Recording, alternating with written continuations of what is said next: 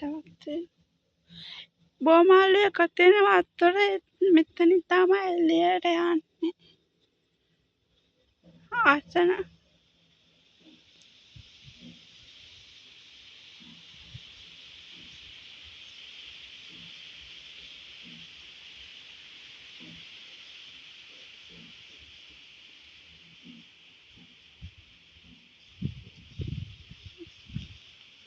බෝකලයක් කරන්නේ.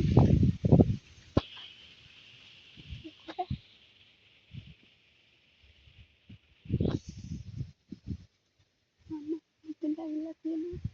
බෝකලයක් කරන් ගිහින් මම අපිට තිබ්බා.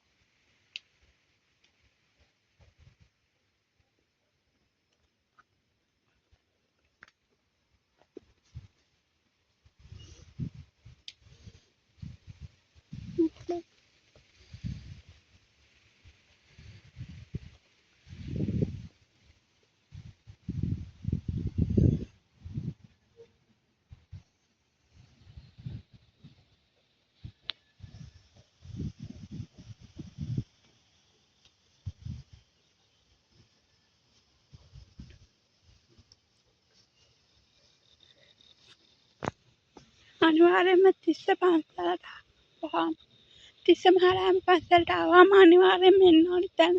ගොඩක් අය දන්නේ නැහැ මේක ගැන.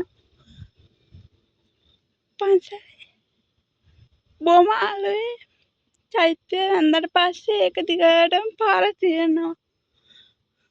ඒක දිගටම එන්න පුළුවන්. එතකොට තමයි මේ සඳගිරි සෑය චෛත්‍යය බලන්න පුළුවන්.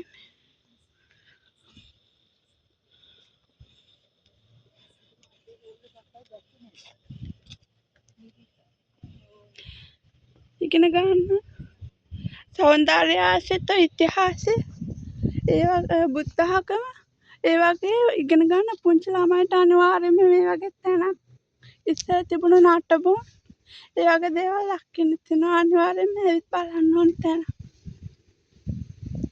තිස්ස මහරහතන් ආවහම අනිවාර්යයෙන්ම සඳගිරි සෑයටත් ඇවිල්ලා බලලා නටබුන් නරඹලා යන්න කියලා ඉල්ලීමක් කරනවා. එහෙනම් අපි දසමු ගන්න. හැමෝම පරිස්සමෙන් ඉන්න.